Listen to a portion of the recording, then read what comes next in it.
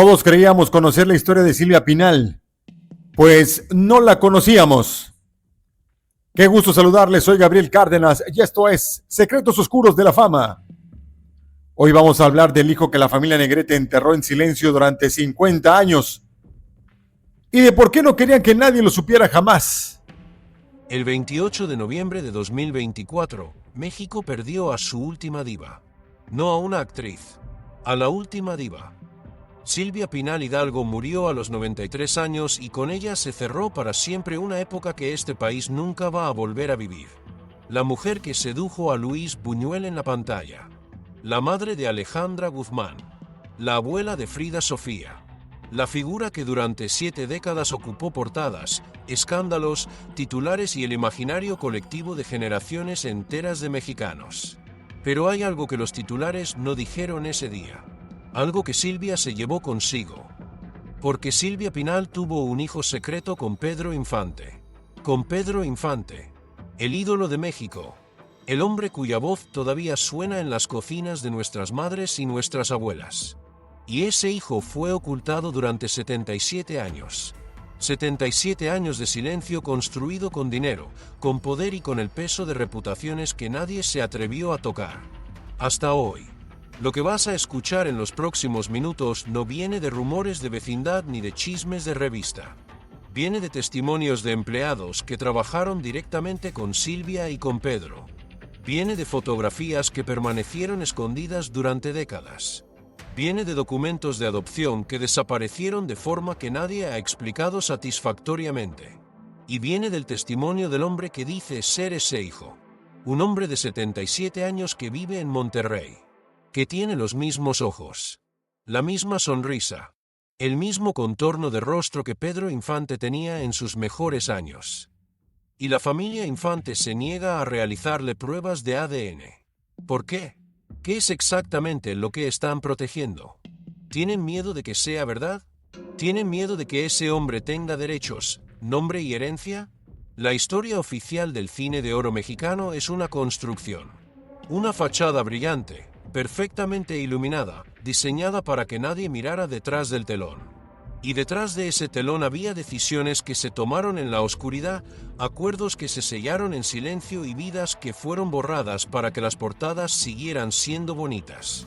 Hoy se acaba esa fachada. Pero para entender por qué Silvia tomó la decisión más dolorosa de su vida, necesitas saber quién era Silvia antes de las cámaras. Antes del glamour. Antes de que México la convirtiera en leyenda. Silvia Pinal Hidalgo nació el 12 de septiembre de 1931 en Guaymas, Sonora. En una casa de 2 cuartos con piso de tierra. Sin agua corriente. Sin electricidad. En la pobreza que no tiene romanticismo ni nostalgia, la pobreza que duele y que deja marca. Su padre, Moisés Pinal, vendía telas y artículos de mercería. Ganaba lo justo para que la familia no se hundiera del todo. Su madre, María Luisa Hidalgo, era ama de casa. Silvia tenía 2 hermanas, Guadalupe y María de Jesús, y las 5 vivían apretadas en ese espacio pequeño donde el futuro no era una promesa, era una incertidumbre diaria. Cuando Silvia tenía 5 años, su padre murió de tuberculosis. Y con él murió también el poco sostén que tenían. María Luisa se quedó sola, con 3 hijas pequeñas y sin nada. Lavaba ropa ajena. Limpiaba casas de gente que no sabía su nombre. Cocinaba para familias que nunca le preguntaron cómo estaba. Todo para poner algo en la mesa. Y muchas veces no era suficiente. Muchas veces simplemente no alcanzaba. En 1937, cuando Silvia tenía 6 años, María Luisa tomó la única decisión que le quedaba. Se mudó a la Ciudad de México buscando lo que Guaymas no podía darle. Oportunidad. Trabajo. Algo distinto. Pero la Ciudad de México en 1937 no era generosa con las mujeres solas. Mucho menos con las que llegaban sin contactos, sin educación formal y con 3 hijas cargadas al hombro. María Luisa siguió haciendo trabajo doméstico, ahora en las casas grandes de la colonia Roma y la colonia Condesa. Y Silvia la acompañaba. Veía los patios amplios, los muebles de madera oscura, las vajillas que nunca se rompían porque había alguien pagado para cuidarlas. Veía cómo vivía la gente que nunca había pasado hambre. Y ahí, en esos pasillos que no eran suyos, Silvia se hizo una promesa. Una promesa que no olvidó jamás. Se dijo a sí misma que algún día iba a vivir así, que iba a tener una casa grande, que nunca más iba a ser pobre. Y esa promesa, esa obsesión profunda y legítima con no volver a la miseria, fue el motor de cada decisión que Silvia tomó durante el resto de su vida, incluyendo la decisión de dar a su hijo en adopción. Pero eso viene después. Primero hay que entender cómo Silvia llegó al cine. Porque no llegó por casualidad ni por descubrimiento romántico en una esquina de Tepito. Llegó por hambre. En 1944, Silvia tenía 13 años y su madre cayó gravemente enferma de neumonía. Sin trabajo, sin ingresos. Las 3 niñas pasaban días enteros comiendo solo tortillas con sal, cuando había sal. Silvia, la mayor, decidió que ella tenía que resolver aquello. Salió a buscar trabajo por toda la ciudad. Y un día encontró en un periódico un anuncio pequeño que decía que se buscaban extras para una película en los estudios Churubusco. Presentarse a las 8 de la mañana. Silvia llegó a las 7, para ser la primera en la fila. Cuando llegó ya había cientos de personas esperando. Todas buscando lo mismo. Todas con la misma necesidad. Pero Silvia no se movió. Se formó y esperó bajo el sol de la mañana que se fue convirtiendo en el sol del mediodía, sin comer, sin tomar agua, sin rendirse. La llamaron. Entre cientos de mujeres que llevaban horas esperando bajo ese sol de julio, a Silvia Pinal la llamaron. Un asistente de producción se asomó por la puerta metálica de los estudios Churubusco, la miró de arriba a abajo con la indiferencia de quien ha visto pasar demasiadas caras en un día, y le preguntó cuántos años tenía. Silvia no dudó ni un segundo. 16. Mentira. Tenía 13. Pero Silvia ya sabía, con esa inteligencia filosa que da el hambre, que la ley prohibía contratar menores de 16 años. Y ella no había llegado hasta ahí, parada desde las 7 de la mañana sin comer ni beber, para irse con las manos vacías por culpa de un número. El asistente la miró una vez más. 5 pesos por día, le dijo. Silvia aceptó antes de que terminara la frase. 5 pesos. Para quien nunca ha conocido la miseria real, eso suena a nada. Para Silvia, en ese momento, era una semana de comida para su madre enferma y sus 2 hermanas.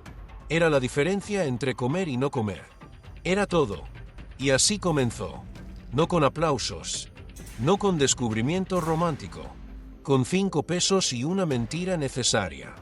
Durante 2 años, de 1944 a 1946, Silvia Pinal fue extra. Caminaba al fondo del encuadre. Se paraba donde le decían. No hablaba. No tenía nombre en los créditos. Era parte del paisaje, como una silla o una cortina. Pero Silvia no estaba ahí solo para cobrar. Estaba estudiando. Observaba todo. Observaba cómo Dolores del Río entraba a un set y lo convertía en su territorio con solo cruzar la puerta. Observaba a María Félix usar el silencio como arma, como una mirada suya valía más que 10 líneas de diálogo. Observaba a Libertad Lamarque moverse frente a la cámara con una naturalidad que parecía imposible hasta que Silvia entendió que no era naturalidad, era trabajo. Era ensayo. Era horas frente al espejo repitiendo gestos hasta que el cuerpo los hacía solo. Y eso fue exactamente lo que hizo Silvia en su casa por las noches. Frente al espejo de su cuarto pequeño, con la luz que alcanzaba, practicaba, copiaba, perfeccionaba. No tenía maestro. No tenía academia. Tenía hambre de llegar y tenía un espejo. Silvia era bella, incluso a los 13 años. Ojos grandes, verdes, de esos que la cámara devora. Piel blanca, casi pálida. Cabello negro, largo, con una ondulación natural que ningún peluquero de estudio hubiera podido fabricar. Y un cuerpo que, a esa edad, ya estaba llamando atenciones que una niña no debería tener que gestionar. Los hombres en el set la miraban. No como se mira a una colega. Como se mira a algo que se quiere poseer. Silvia lo notó desde el principio. Y aprendió, con esa frialdad que también da el hambre, que su belleza era una herramienta. Que en ese mundo, en ese México de los años 40, una mujer joven y bella tenía un tipo de poder muy específico. Un poder peligroso. Un poder que no era realmente suyo porque siempre lo ejercían otros sobre ella. Pero eso Silvia todavía no lo entendía del todo. En 1946, con 15 años, consiguió su primer papel con diálogo. Una película llamada Bellamy. 3 líneas. Solo 3. Pero 3 líneas con su nombre en los créditos, y eso lo cambiaba todo. Silvia se preparó durante días. Practicó esas 3 líneas hasta que las decía dormida, hasta que las decía llorando, hasta que las decía con rabia, con ternura, con miedo, para saber exactamente cómo las iba a decir frente a la cámara.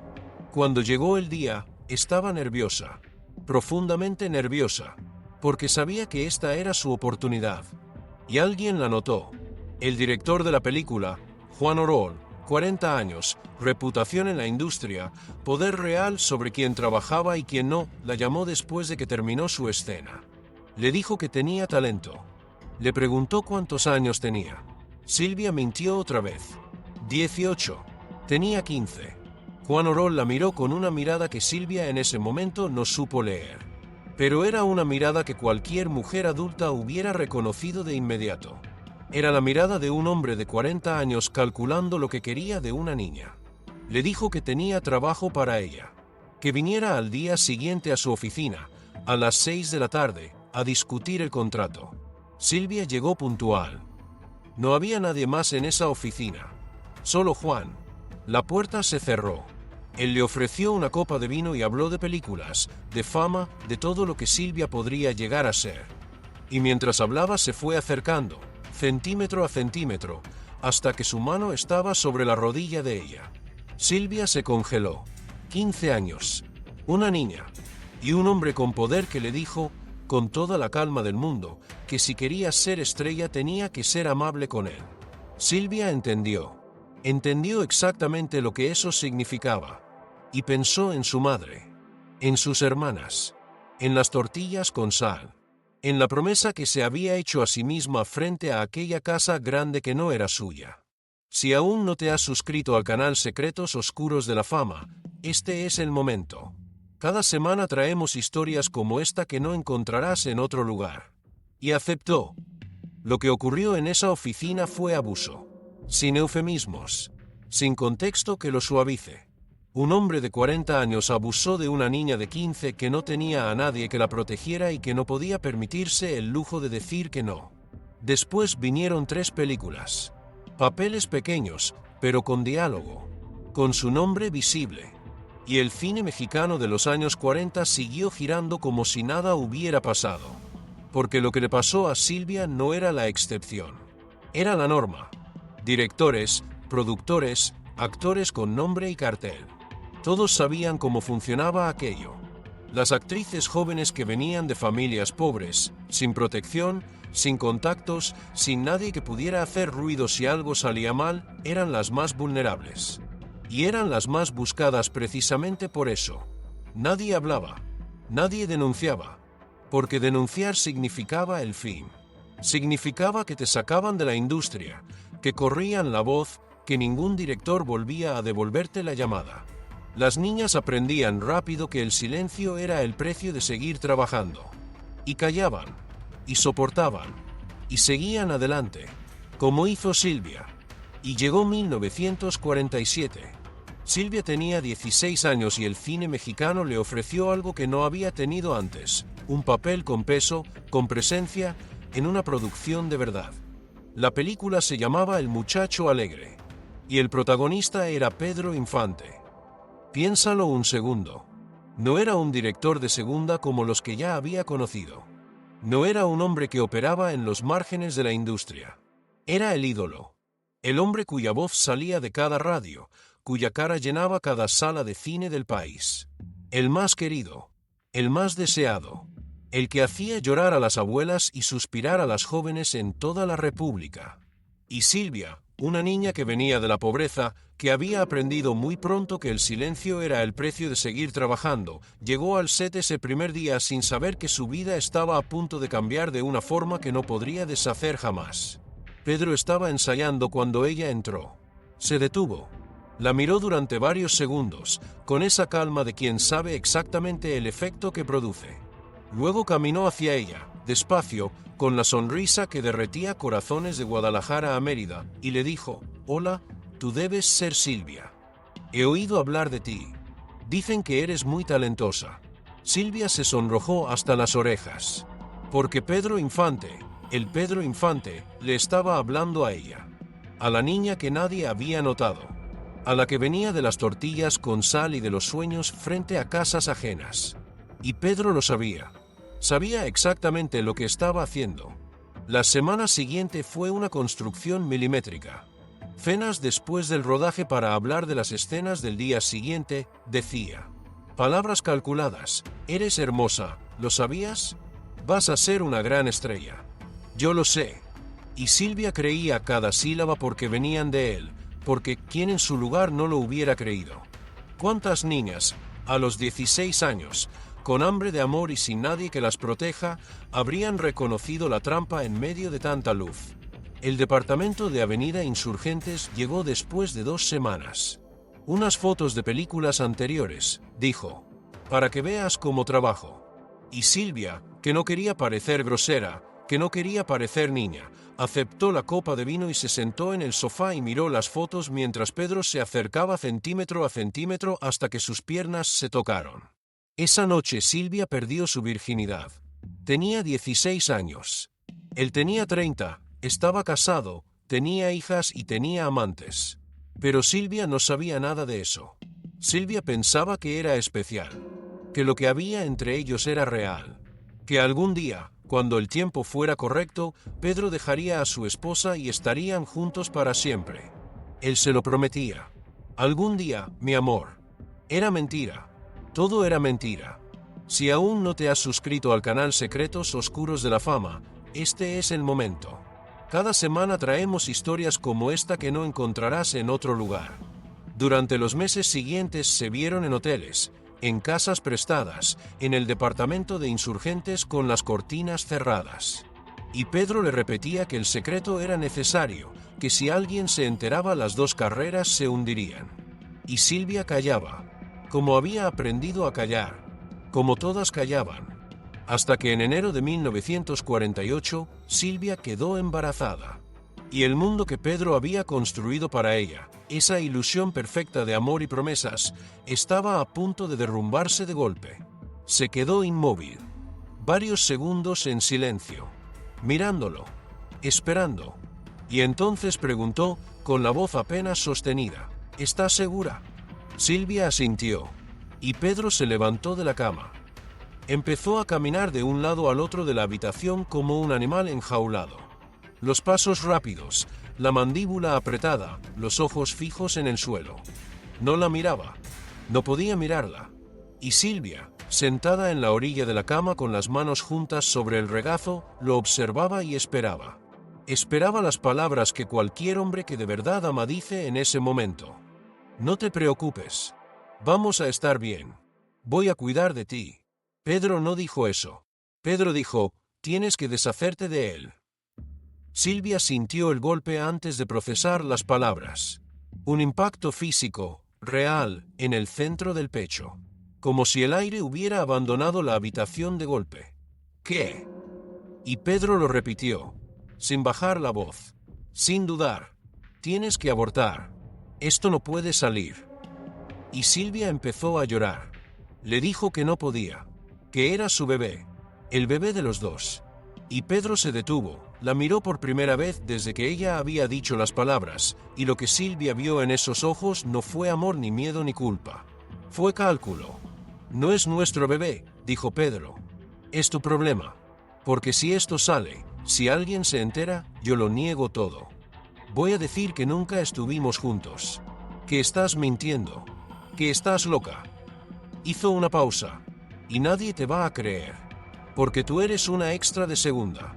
Y yo soy Pedro Infante. Esas palabras no se dijeron en voz alta solamente. Se grabaron. Se tatuaron en algún lugar dentro de Silvia del que nunca iban a salir del todo. El hombre que le había prometido amor. El hombre por quien había guardado silencio meses enteros.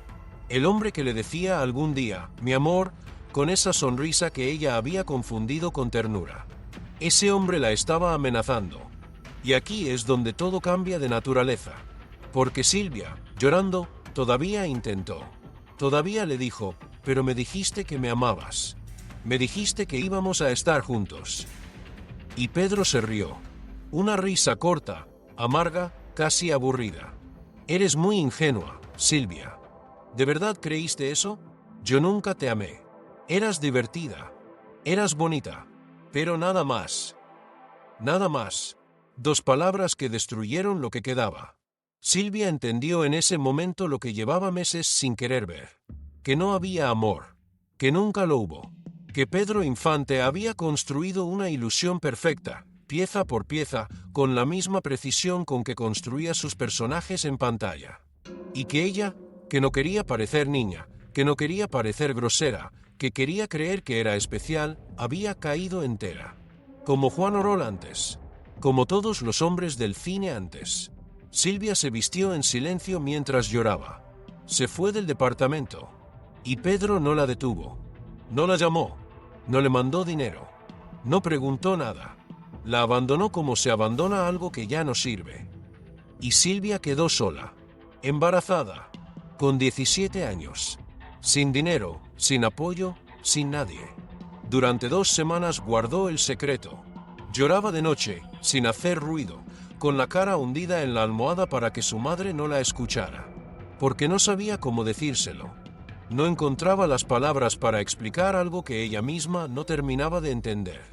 Si aún no te has suscrito al canal Secretos Oscuros de la Fama, este es el momento. Cada semana traemos historias como esta que no encontrarás en otro lugar. Pero el embarazo no iba a ocultarse solo. Entonces, una noche de marzo de 1948, Silvia entró al cuarto de su madre con los ojos hinchados y dijo, «Mamá, necesito hablar contigo». María Luisa la miró. Y supo, porque una madre siempre sabe. «¿Estás embarazada?» Silvia asintió. Y esperaba un abrazo. Esperaba que alguien, por fin, le dijera que no estaba sola. Su madre la abofeteó. Fuerte. En la cara. Sin dudar. Y le gritó que cómo había podido ser tan tonta. Que quién era el padre.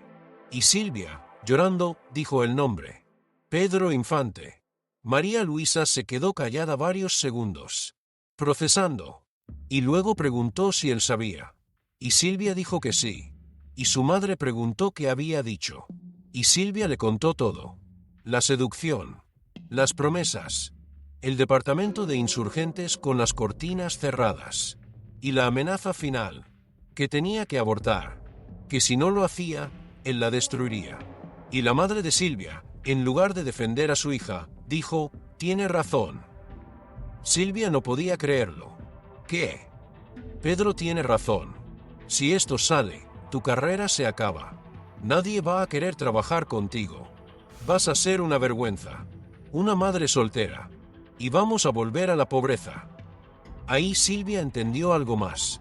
Algo que dolía de otra manera. Su madre no estaba preocupada por ella. Estaba preocupada por el dinero. La carrera de Silvia era el ingreso de la familia. Y María Luisa no iba a permitir que un bebé arruinara eso. Así de simple. Así de frío. Entonces María Luisa tomó el control. Le dijo a Silvia que iban a ocultar el embarazo. Que nadie se enteraría. Que tendría al bebé en secreto y lo darían en adopción. Y Silvia, rota, sin fuerzas para pelear, aceptó. Como siempre había aceptado. Como siempre había obedecido. El plan comenzó de inmediato. Primero, Silvia dejó de trabajar. Les dijo a los productores que estaba enferma, que necesitaba tiempo para recuperarse. Y los productores aceptaron sin hacer preguntas, porque Silvia todavía no era una estrella. Era reemplazable. Después vino el encierro. Después vino el encierro. No salía. No veía a nadie. Solo a su madre. Y a Chole, la empleada doméstica de confianza, la única persona fuera de María Luisa que supo lo que estaba pasando dentro de esas paredes. Imagínense eso. Una joven de 20 años encerrada entre cuatro paredes, cargando un secreto que pesaba más que ella misma, sin poder hablar con una amiga, sin poder salir a la calle, sin poder ser simplemente una muchacha. Eso fue el encierro de Silvia. Y cuando el embarazo ya no se podía ocultar más, cuando el cuerpo empezó a decir la verdad que todos querían callar, María Luisa tomó la siguiente decisión. En febrero de 1948, con Silvia de casi 7 meses, las dos mujeres y Chole subieron a un coche y se fueron al norte.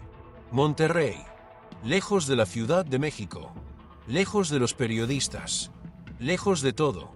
Rentaron una casa pequeña en las afueras de la ciudad, sin vecinos curiosos, sin preguntas. Y ahí Silvia esperó, sola con su madre y con Chole, sola con su vientre creciendo, sola con ese amor que ya sentía por alguien a quien todavía no conocía. El 15 de marzo de 1948 llegaron las contracciones. María Luisa la llevó a la Clínica Santa Rosa, un lugar privado, discreto, el tipo de lugar que no hace preguntas porque sabe exactamente qué clase de mujeres llegan ahí y por qué. Silvia estuvo 12 horas en trabajo de parto. 12 horas. Sola en una habitación sin flores, sin decoración, sin nadie que le tomara la mano y le dijera que todo iba a estar bien. Porque no iba a estar bien. Y en el fondo, ella ya lo sabía. Y entonces nació él. Un niño. Pequeño, rosado, con los ojos de Pedro, con la nariz de Pedro, con la boca de Pedro grabada en esa carita que Silvia vio por primera vez y sintió algo que ninguna cámara, ningún aplauso, ningún contrato le había dado jamás. Lo tomó en sus brazos, lo apretó contra su pecho y lloró. Lloró de una manera que no tenía nombre. No era llanto de alegría ni de dolor. Era los dos al mismo tiempo, mezclados, imposibles de separar. Le dijo, te amo tanto, perdóname. Y el bebé la miró con esos ojos enormes, abiertos, como si en efecto entendiera todo. 5 minutos. Eso fue todo lo que tuvieron. Porque entonces entró María Luisa a la habitación. Y sin decir casi nada, sin mirar a su hija a los ojos, le quitó al niño de los brazos. Silvia gritó, suplicó, no, por favor, no me lo quites. Su madre no se detuvo. Le dijo, es lo mejor para ti, para él, para todos. Y se fue. Y Silvia se quedó en esa cama de hospital, vacía. No solo de hijo, vacía de todo.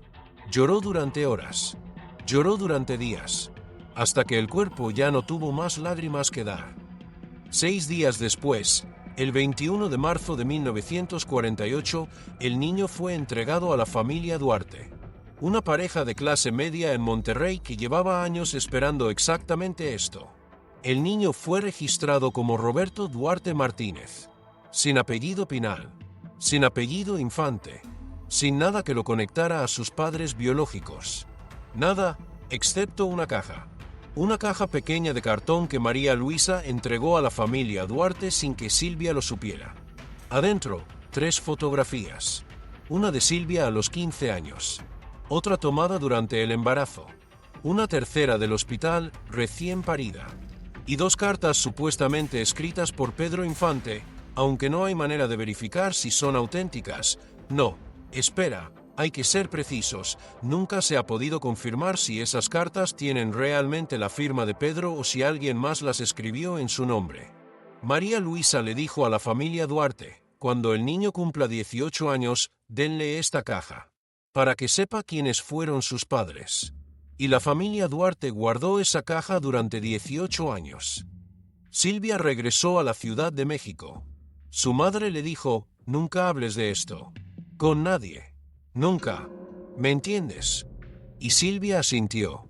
Y guardó ese secreto durante 76 años. Un mes después, en abril de 1948, volvió a trabajar.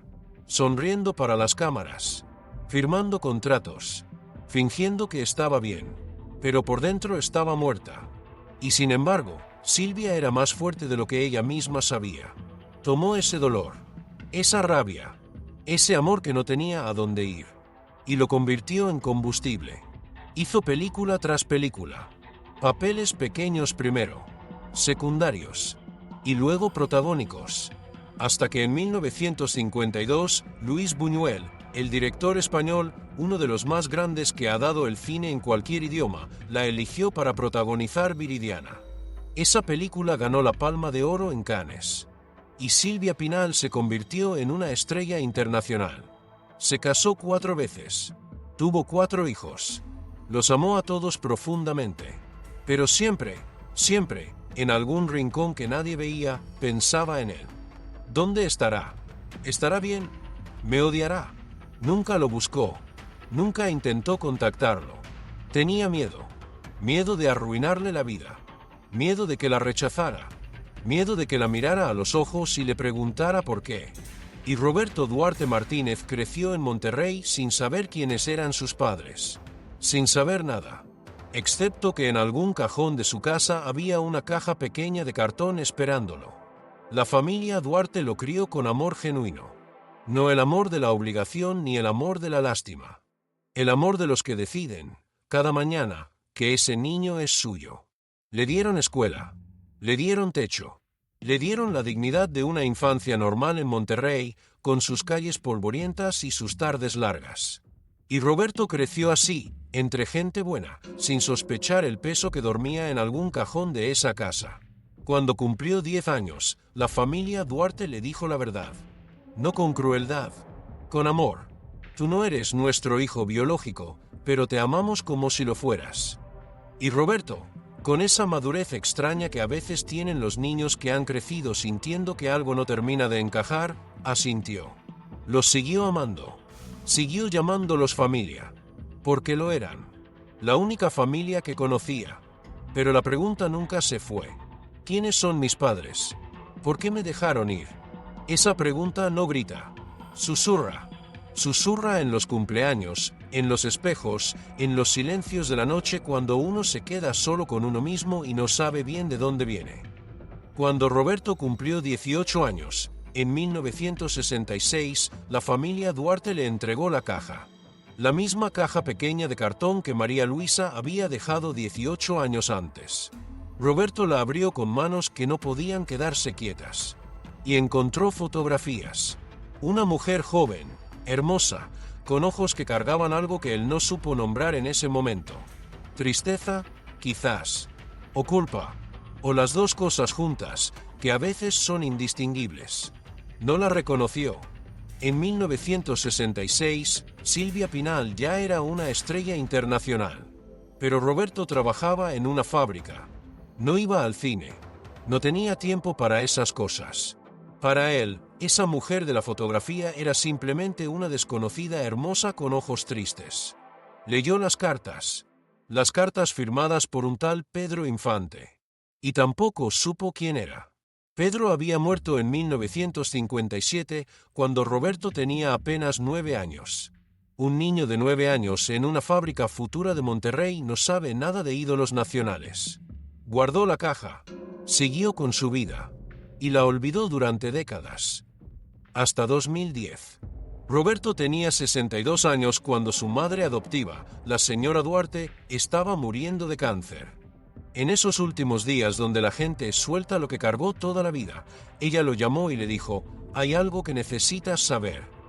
Y le contó todo, que su madre biológica era Silvia Pinal, que su padre era Pedro Infante. Roberto pensó que deliraba, que eran los medicamentos hablando, pero ella insistió, con esa claridad que a veces tienen los moribundos, esa claridad que ya no tiene nada que perder. Es verdad, tienes que buscarla. Tienes que conocer a tu madre antes de que sea demasiado tarde. La señora Duarte murió 3 días después, y Roberto se quedó solo con esa información.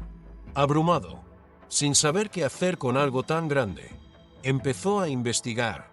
Buscó fotos de Silvia Pinal, buscó fotos de Pedro Infante, y entonces se miró en el espejo. Los mismos ojos, la misma nariz, la misma boca. No era posible negarlo. ¿Pueden imaginarse ese momento? 62 años de vida, y de repente descubres que tu historia entera tenía un capítulo que nadie te había leído.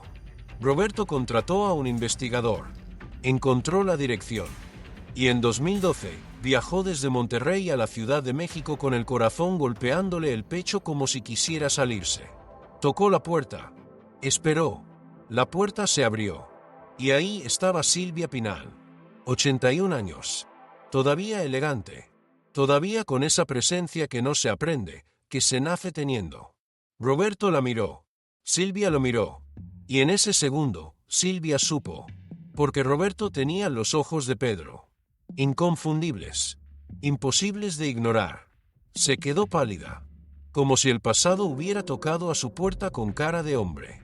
Roberto dijo: «Señora Pinal, yo soy su hijo». Silvia no lo abrazó. No lloró en voz alta. No dijo «lo siento». Dijo: «No puedo hablar de esto. Por favor, vete. No vuelvas nunca». Y cerró la puerta. Roberto se quedó parado en ese umbral, con 64 años de ausencia en las manos y ningún lugar donde ponerlos. Intentó contactarla después. Cartas, mensajes, llamadas. Años de intentos silenciosos de un hombre que solo quería que su madre le dijera, aunque fuera una sola vez, que lo recordaba. Silvia nunca respondió, porque reconocer a Roberto significaba admitir todo lo que había enterrado. El hijo a los 17 años. El hombre casado. La adopción. Los 64 años de silencio. Y eso era demasiado para una imagen construida ladrillo a ladrillo durante toda una vida. Eligió su imagen sobre su hijo. En 2024, Silvia Pinal murió a los 93 años. Sin haberlo reconocido. Sin haberle dado su apellido. Sin haberle dicho «lo siento». Y Roberto quedó solo. Sin madre. Sin padre. Sin familia biológica. Solo con una caja pequeña de cartón y los ojos de alguien que nunca quiso verlo. Roberto no se rindió. 64 años de ausencia en las manos y ningún lugar donde ponerlos, pero tampoco ninguna intención de soltarlos. Porque ahora tiene pruebas. Y está dispuesto a pelear por lo único que nadie le dio desde el principio, su verdad. Vamos a analizarlas una por una. Sin emoción. Sin exageración. Solo con lo que está documentado, lo que está firmado, lo que está fechado. Porque esta es la parte donde cada quien decide por sí mismo qué creer. La primera prueba es la más visible. Y también la más incómoda de ignorar. El parecido físico con Pedro Infante. Ahora, el parecido solo no prueba nada. Hay personas en este mundo que se parecen a cualquiera. Eso lo sabemos. Pero lo que Roberto tiene no es un parecido vago, no es esa coincidencia casual que uno descarta con un gesto. Es algo que te detiene. Los ojos, primero. Café oscuro. Forma almendrada. Ligeramente rasgados hacia arriba, con pestañas largas y con esa expresión particular que Pedro Infante tenía, esa mirada que no pedía permiso para quedarse en la memoria. Roberto tiene exactamente esa mirada. No una parecida. Esa. La nariz, recta, fuerte, con el puente alto y las fosas nasales ligeramente anchas. Igual. La boca, labio superior más delgado que el inferior, comisuras levemente hacia abajo, como si la sonrisa estuviera siempre a punto de llegar pero nunca del todo. Igual. La mandíbula, cuadrada, firme, con el mentón ligeramente partido. Igual. Y luego están las orejas. Las orejas son lo que los especialistas en genética llaman marcadores morfológicos. No se moldean con el tiempo. No cambian con la edad.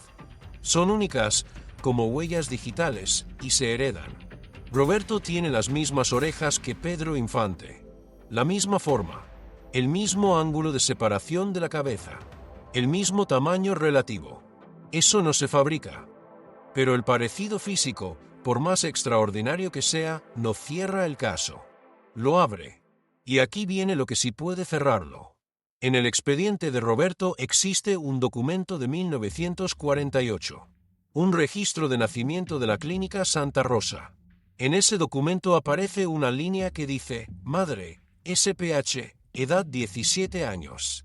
Las iniciales SPH corresponden exactamente a Silvia Pinal Hidalgo.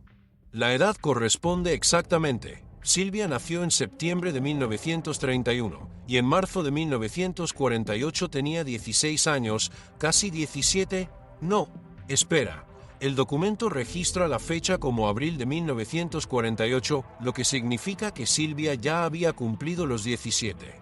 La edad cuadra perfectamente. El documento dice padre desconocido, pero hay una nota manuscrita en el margen. Una nota que dice, contactar PI, Avenida Insurgentes 284, para pago de gastos. Y esa dirección, Avenida Insurgentes 284, era la dirección real del departamento de Pedro Infante en 1948. Está documentada en biografías, en registros de propiedad, en archivos públicos. Piénsalo un segundo. Un documento oficial de 1948. Las iniciales correctas. La edad correcta. Las iniciales de Pedro.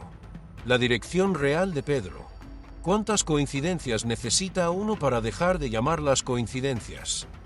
Y para despejar cualquier duda sobre la autenticidad del documento, se contrató al doctor Ernesto Villalobos, especialista en documentología de la Universidad Nacional Autónoma de México. 2 semanas de análisis. Papel, tinta, escritura, técnicas forenses aplicadas a documentos de archivo. Su conclusión fue categórica. El documento es auténtico.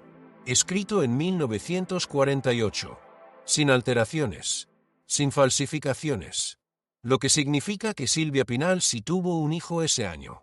Y que Pedro Infante estaba involucrado. Pero hay una tercera prueba. Y esta viene de una voz que no tenía nada que ganar con hablar. Chole, empleada doméstica de María Luisa Hidalgo, la madre de Silvia, desde 1945 hasta 1960.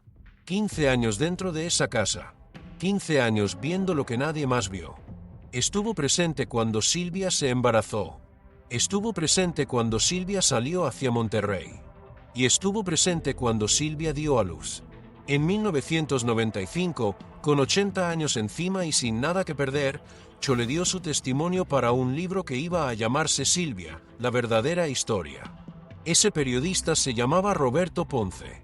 Y Roberto Ponce pasó 3 días en Guaymas, Sonora, sentado frente a una mujer de 80 años que había guardado silencio durante décadas. 3 días grabando en casetes todo lo que Chole recordaba. Cómo Pedro Infante llegó a esa casa. Cómo sedujo a Silvia con la naturalidad de quien sabe exactamente lo que hace. Cómo María Luisa, la madre, descubrió el embarazo y tomó una decisión en cuestión de horas. Esto no puede saberse. Cómo organizaron el viaje a Monterrey con la discreción de quien ha ensayado la mentira antes de pronunciarla. Y cómo Silvia dio a luz lejos de la Ciudad de México, lejos de los reflectores, lejos de todo lo que ella ya empezaba a ser. Chole lo vio todo. No lo escuchó de alguien. No lo leyó en ningún lado. Lo vivió desde adentro de esa casa. Y Roberto Ponce guardó esas grabaciones durante 22 años. Me las entregó en 2019. Unos meses antes de morir. Me miró a los ojos y me dijo algo que no he olvidado: públicalas cuando Silvia ya no pueda hacer nada. 3 meses después, Roberto Ponce murió de un infarto. Tenía 76 años. Yo guardé esas grabaciones 5 años más. Porque Silvia Pinal todavía estaba viva. Y Silvia Pinal, cuando Roberto le mostró el manuscrito en 1996 pidiendo su aprobación, no respondió con palabras tranquilas. Respondió con furia. Exigió que se eliminara todo. El embarazo. Pedro Infante. El hijo. Todo. Y amenazó con una demanda que Roberto no tenía cómo enfrentar. Así que el libro se publicó en 1997, pero mutilado. La parte más importante. Arrancada. Eso no fue una decisión editorial. Fue silencio comprado con miedo. Tú que nos estás viendo ahora mismo, si tuvieras en tus manos esas grabaciones, esas cartas, ese testamento, ¿le habrías creído a Silvia Pinal cuando dijo que no había ningún hijo, o habrías publicado la verdad desde el principio? Silvia murió en 2024. Y ahora, finalmente, las grabaciones pueden existir en voz alta. El testimonio de Chole no es un rumor. No es una versión de alguien que escuchó algo en un pasillo. Es la voz de una mujer que estuvo presente, que no tenía nada que ganar, que esperó décadas para hablar y que cuando habló, lo hizo con la serenidad de quien ya no le teme a nada porque ya vivió todo. Eso es evidencia de primera mano. Pero aquí viene algo que cambia el peso de todo lo anterior. Las cartas de Pedro Infante. 2 cartas. La primera fechada en febrero de 1948. La segunda en abril del mismo año. En la primera, Pedro escribe que enviará dinero para que se resuelva el asunto. En la segunda, una frase que detiene el aliento: me dijeron que ya pasó todo y que el niño fue dado en adopción. Piénsalo un segundo. ¿Cómo sabría alguien más eso? ¿Cómo podría un falsificador conocer ese detalle específico, en esa fecha específica, con esa naturalidad? El grafólogo Fernando Ramírez, 30 años de experiencia certificada, analizó las cartas. No, espera, fueron 2 documentos distintos los que analizó, no solo las cartas sino también fragmentos del registro hospitalario, y su conclusión sobre las cartas fue esta: escritas por un hombre de entre 30 y 40 años, con educación media, personalidad carismática y tendencias egocéntricas. Pedro Infante tenía exactamente 30 años en 1948. No hay muestras de su escritura para comparar. No dejó diarios. No dejó correspondencia conocida. Así que el análisis no es definitivo. Pero los detalles dentro de esas cartas son consistentes con todo lo demás. Y entonces llegamos al testamento. Firmado el 10 de enero de 1957. 3 meses antes de que Pedro Infante muriera en ese accidente de aviación que México no terminó de llorar en años. Un documento notarizado, registrado, público.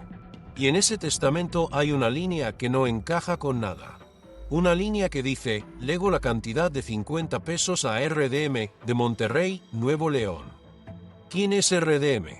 ¿Por qué Monterrey? RDM. 3 letras en un testamento notariado, registrado, archivado en el Juzgado Tercero de lo Familiar de la Ciudad de México. 3 letras que no son un misterio. Son un nombre: Roberto Duarte Martínez. El nombre completo del hombre que dice ser hijo de Pedro Infante y Silvia Pinal. El apellido paterno de su familia adoptiva. El apellido materno de esa misma familia. Y la ciudad donde creció: Monterrey, Nuevo León. Piénsalo un segundo. ¿Cómo sabía Pedro Infante el nombre completo de ese niño? ¿Cómo puede un hombre que supuestamente no tuvo ningún contacto con ese hijo, que supuestamente no sabía nada de él, que supuestamente lo entregó al olvido desde que nació, escribir en un documento legal, ante notario, con su firma, el nombre completo de ese niño, su apellido adoptivo y la ciudad exacta donde vivía? No hay respuesta cómoda a esa pregunta. Porque la única explicación que resiste el peso de la lógica es esta: Pedro sí sabía. Pedro sabía que Roberto existía. Sabía dónde estaba. Sabía con qué familia había crecido. Y sabía, en algún rincón de su conciencia, que le debía algo. Y entonces, 3 meses antes de morir en ese accidente de aviación que México no terminó de llorar en años, Pedro Infante abrió un testamento y escribió una línea. Una sola línea. Lego la cantidad de 50 pesos, no, espera, la cifra real era 500 pesos a RDM de Monterrey, Nuevo León. En 1957, eso equivalía a una fortuna. Varios cientos de miles de pesos de hoy. No era un gesto simbólico. Era una deuda que alguien intentaba saldar antes de que fuera demasiado tarde. Pero ese dinero nunca llegó. Porque cuando Pedro murió en abril de 1957, María Luisa León y Lupita Infante impugnaron el testamento. Alegaron irregularidades. Alegaron beneficiarios no legítimos. Y un juez aceptó. La línea sobre RDM fue eliminada del documento oficial. Roberto no recibió nada. Nada. Pero la versión original del testamento todavía existe. Archivada. Guardada. En el Juzgado Tercero de lo Familiar de la Ciudad de México. Yo la he visto. En 2020 fui personalmente, solicité el expediente y ahí estaba. Con la línea intacta. Con el nombre completo. Con la ciudad. La fotografié. Y esas imágenes las voy a mostrar en el próximo vídeo, con los documentos completos, sin intermediarios. Eso es evidencia. Evidencia de que Pedro sabía. Evidencia de que Roberto existía en la mente de ese hombre. Evidencia de que algo se intentó reparar en silencio, en las últimas páginas de una vida que se acabaría en una pista de aterrizaje en Mérida. Y entonces llegamos a la familia Pinal.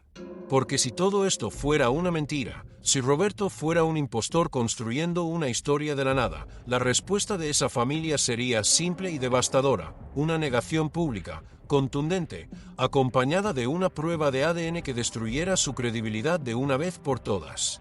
Pero eso no ha ocurrido. La familia Pinal no ha salido a los medios a llamarlo mentiroso. No ha convocado una conferencia de prensa. No ha presentado una demanda por difamación. Lo que ha dicho, en las pocas ocasiones en que ha dicho algo, suena a esto. Es un tema privado. Hay cosas que deben quedarse en la intimidad. Mi madre tuvo una vida antes de ser famosa. Eso no es una negación. Es una evasión. Y cuando alguien evade en lugar de negar, es porque negar tiene un costo que no está dispuesto a pagar. Roberto ha solicitado la prueba de ADN en múltiples ocasiones, a través de abogados, por las vías legales correctas. La familia Pinal se ha negado. Rotundamente. Argumentan privacidad. Argumentan respeto. Pero esos argumentos no resisten el análisis más elemental. Si Roberto no es hijo de Silvia, la prueba lo probaría en cuestión de días y lo silenciaría para siempre. Entonces, ¿por qué no se hace la prueba? Hay un juicio en curso ahora mismo en la Ciudad de México. Roberto está demandando a la familia para que un juez ordene esa prueba. El proceso avanza lento, como todo en el sistema legal mexicano, pero avanza. Y existe una posibilidad real, documentada, jurídicamente sólida, de que ese juez emita la orden. La familia Pinal está atrapada. Si la prueba sale positiva, Roberto tiene derecho a una quinta parte de la herencia. Aproximadamente 20 millones de pesos. Si se niegan a realizarla después de una orden judicial, la ley mexicana puede interpretar esa negativa como una admisión de paternidad. De cualquier forma que se mueva este tablero, algo está a punto de romperse. Y yo me pregunto si la familia Pinal ya lo sabe. La familia Pinal no tiene salida. Y Roberto lo sabe. Por eso sigue presionando. Por eso los abogados siguen presentando escritos. Por eso el expediente en la Ciudad de México sigue engordando folio por folio, semana tras semana. Porque Roberto Duarte no es un hombre que llegó a pedir limosna. Es un hombre que llegó a exigir lo que la ley le reconoce. Y tarde o temprano, en 2025 o en 2026, este tablero va a colapsar. La verdad no tiene paciencia infinita. Pero mira esto. Porque justo cuando uno pensaría que las pruebas documentales ya son suficientes, aparece algo que cambia el peso de todo lo anterior. Roberto tiene en su poder 3 fotografías. 3 fotografías que supuestamente muestran a Silvia Pinal embarazada entre 1947 y 1948. Fotografías originales, físicas, con el grano y el deterioro propio de la época. No imágenes digitalizadas de dudosa procedencia. Copias en papel fotográfico de mediados del siglo XX. Y yo las analicé, con ayuda de expertos. La conclusión fue unánime: no hay manipulación. No hay alteración. No hay Photoshop, porque el Photoshop no existía entonces y porque el análisis forense descartó cualquier intervención posterior. Son fotografías auténticas del periodo que se indica. Ahora fíjense en el detalle que no se puede ignorar. En esas imágenes, Silvia lleva ropa deliberadamente holgada. Vestidos anchos que caen sin forma. Blusas sueltas que no corresponden al estilo que ella usaba públicamente en esa misma época. Y yo me quedo pensando en nosotros, en los que compramos las revistas, en los que llenamos los cines, en los que aplaudimos de pie a Silvia Pinal durante décadas. Que merecía ese aplauso, no lo niego, pero que vivía dentro de una historia que nadie se atrevió a contar. Los medios lo sabían o podían haberlo sabido. La industria del espectáculo mexicano tiene una memoria larguísima cuando le conviene y una amnesia perfecta cuando no. Y nosotros, el público, fuimos parte de ese silencio sin saberlo. Dime en los comentarios, ¿crees que Roberto Duarte merece que la familia Negrete se siente a hablar con él? ¿O esto ya solo tiene salida en los tribunales? Si esta historia te sacudió como a mí, y sé que sí, suscríbete a Secretos del Poder Mexicano, porque estas son las historias que otros prefieren que nunca conozcas. México tiene muchos hijos que la historia oficial prefiere no reconocer.